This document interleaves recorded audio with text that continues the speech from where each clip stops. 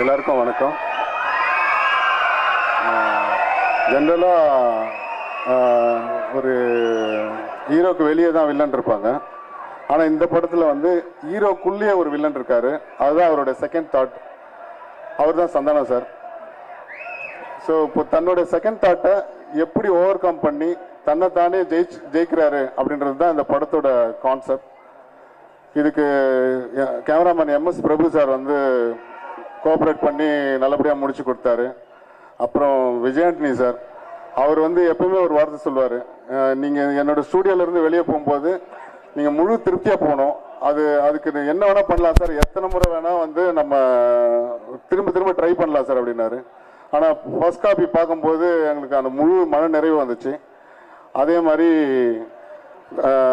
Srikanth sir, ரசிகர் மன்ற தலைவர் குணா அவர்கள், அவர் வந்து எங்களோட ப்ரொடக்ஷன் கண்ட்ரோலராக ஒர்க் பண்ணி நிறைய விஷயம் எங்களுக்காக சேவ் பண்ணி கொடுத்தாரு. அவருக்கு என்னோட நன்றி. அப்புறம் முக்கியமாக சந்தானம் சார் வந்து அவர் சொந்த படத்தில் பாடுறதா இருந்தார்.